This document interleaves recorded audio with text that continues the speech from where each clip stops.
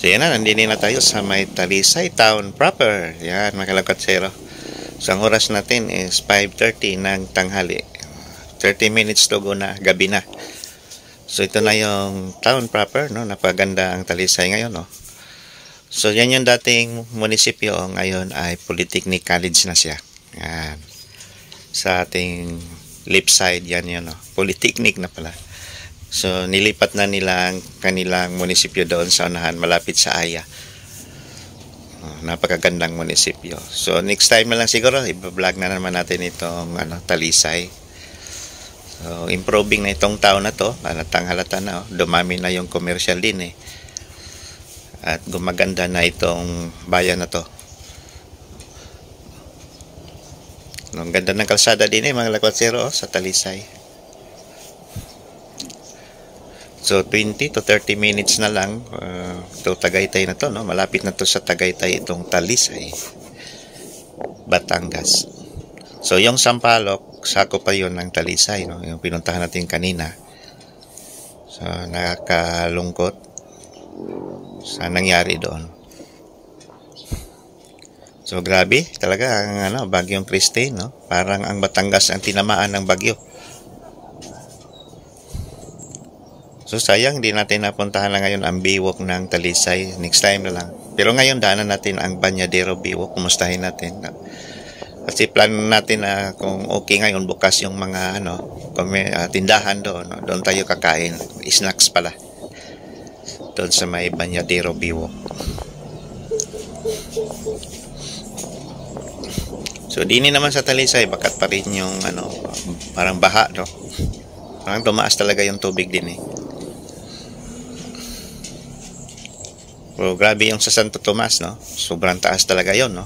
Buti na lang, humupakan. Although sa Santo Tomas naman, malaki naman yung drainage natin. So, dini naman, no? Ginagawa yung drainage nila na hindi gano'ng kalaki. So, ito na yung bagong municipal hall. So, hindi lang natin masilip, no? Bilis ang takbo natin.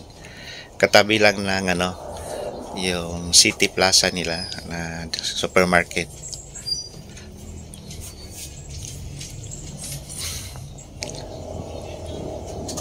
So din halatang halata talaga na umaapaw yung tubig, oh. Kasi malapit to sa ilog. So tanaw natin yung hospital ng Talisay, sa may left side. So umapaw siguro yung ilog din na may ilog kasi din oh. So yan yun ang dahilan. Siguro may nabahaan din sa kabilang side. Kasi ang daming pambahay dyan, oh. Ay nako, tong Christine.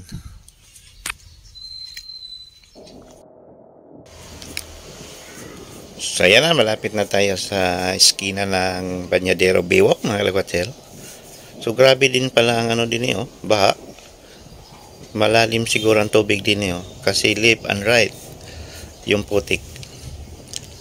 So magra-right turn na tayo, punta na tayo. Ito na yon, papuntang Banyadero Biwok.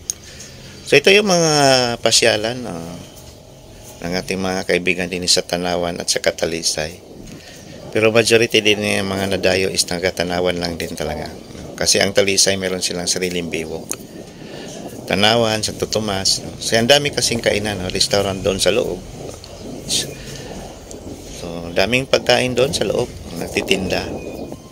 Din ito rin yung mga paborito na parang stopover na rin to sa mga riders. Din pag umaga, ang dami din nagja-jogging, at saka nagbabike. So maganda talaga itong lugar na to. Din sa unahan, yun na nga, napaka-relaxing na lugar. Harap talaga ito ng Taal Volcano. Yan ang kagandahan ni mga kalakatsero kasi itong Banyadero Biwok, harap talaga siya ng bunganga ng Taal. Oh, totoo yan. Yung pinaka-crater ng Taal Volcano, nakaharap talaga yan sa Banyadero Biwok. Minsan nga din na ako manood sa pinapanood ko yung Taal eh. So tingnan natin din ang Taal mamaya. Kasi yung Taal nandyan pa rin ongoing pa rin yung niya, buga ng sulfur. Allah, ito na pala ang Banyadero. Sira. Ang lakas siguro ng alon din ng mga lakwatsero ng Christine. Nako, wasak. Wasak ang biwok. Nako. Wala na. Park muna tayo din mga kalabatsero.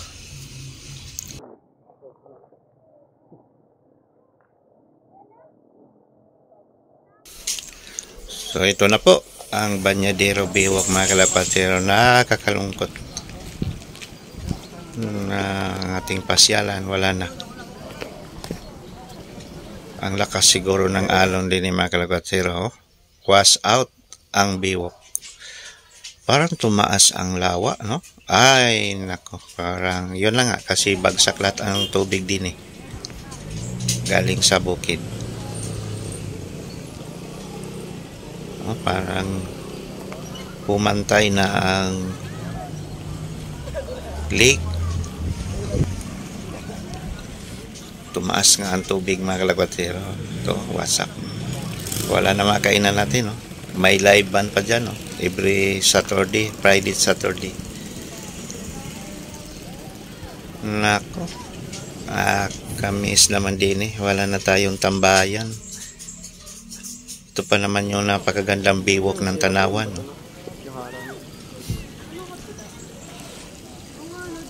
So, pansin nyo mga kalabatsero, ang dami pa rin nadayo. Kala nila okay na. Okay pa rin din o hindi na pala. Pati tayo, no? Nag-expect pa naman tayo.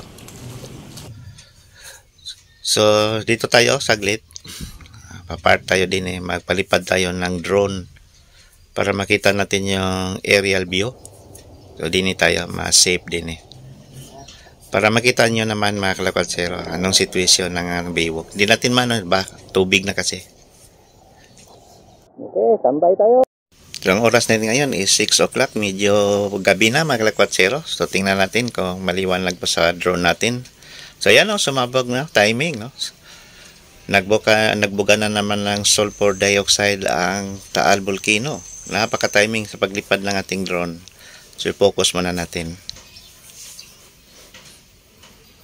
So, yan yun ang bunganga ng Taal Volcano mga kalabatsero. Yan yung sabi ko sa inyo na yung bunganga ng Taal Volcano kaya ay harap ng Banyadero Baywalk. Harap ng Tanawan.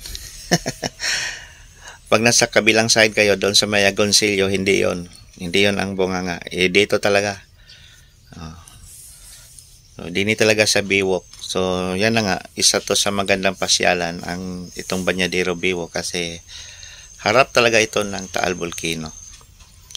So, ito na yung aerial view ng ating So, wala. Wasak na talaga. So, wasak na ang baywalk. Napakasayang. Alam niyo mga kalabatsero, palagi talaga ako nandini. Ito yung isa sa mga relaxing na lugar. Dito ako nakain na snacks. Kami mag-asawa, no? Kasi maganda talaga itong baywalk. Lubog na. Lubog na ang tumaas ang tubig. Nung bagyong Christine, tumaas to, nag-storm surge. Lakas ng alon, yan. Wasak talaga. Sayang. Napakasayang mga kalabatsero. Yan ang makainan, no? Mga restaurant yan. Nako, matagal itong maka-recover, no? Alam niyo itong baywalk na to, napakalaki na ng gastos din Milyon-milyon na rin ang ginastos tapos ngayon wala na, sira na. Kasi itong baywalk i-connect na kasi ito doon sa may Wawa, sa may Gonzales.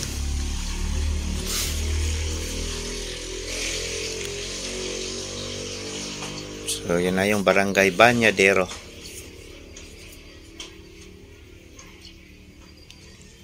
Wala wasak Ang haba pa naman ng baywalk din ni mga kalabatsero. Ito na ang nangyari. Wala na.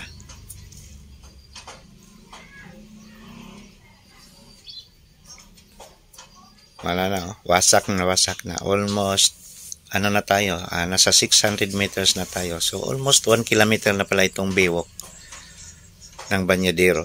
Mahaba na din pala. So, wala na. Sayang. Napakasayang. Sa unahan, yan na siguro yung Gonzales. So, ikot na lang tayo. Medyo lumayo na tayo. At least naipakita ko lang sa inyo yung aerial view.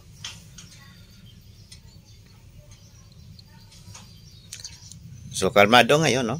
Hindi malakas ang hangin. Wala na ring ulan. So ang ganda ng view din mga kalapatsero. Ito yung ang Tanawan kasi nasa gilid ng Taal Lake. Yan. Ang mga barangay pala. Ang mga barangays ng Tanawan, almost 1/3 ay nasa lake. Laal Lake. Grabe putol Parang may baha pa dyan sa kabila May pasok ng tubig. Yung mga bahayan dyan.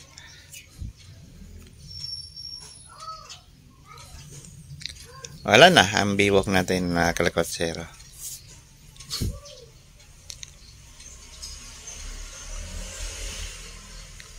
Tumaas nga ang tubig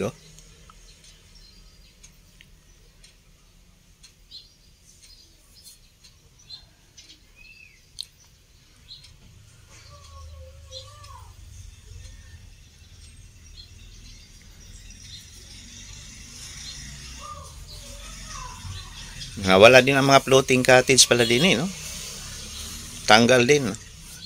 Wash out din siguro. Kasi maraming mga floating cottage din dati.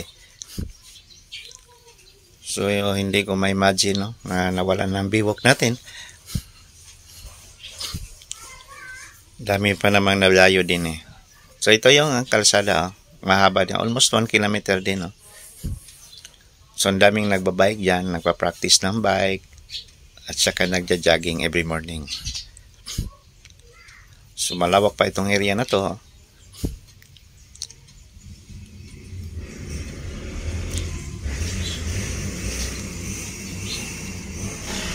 Ang ganda ng view mga kalakotsero. Grabe. So medyo makulimlim na kasi gabi na. Almost 6 o'clock na ng gabi. So buti na lang malinaw yung camera ng drone natin. Kahit gabi na, kita pa rin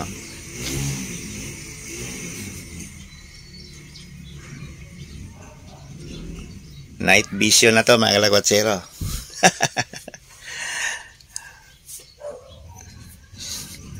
Night vision na. Kasi madilim na talaga ang actual. Ano to? School? Hindi ko to alam. Parang eskwelahan nga to. No? So, ang lawak pa, no?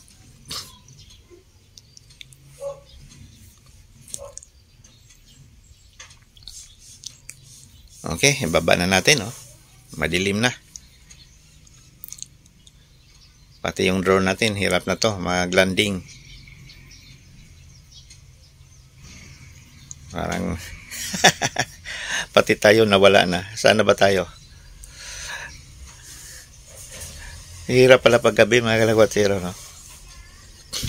Naikot na tayo, nalilito na tayo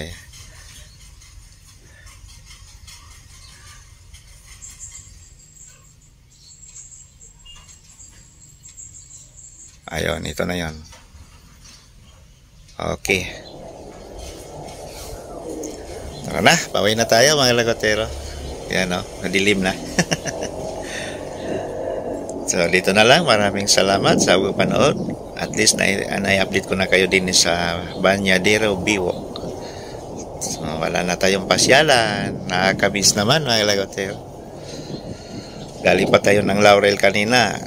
Hindi rin magandang nakita natin doon Grabe talaga ang Christine na bagyo. Ang daming sinira din sa ating lugar sa Batangas. Matagal-tagal pa tayong makabangon uli. Okay, dito na lang. Maraming salamat. God bless us all. Thank you. Bye-bye.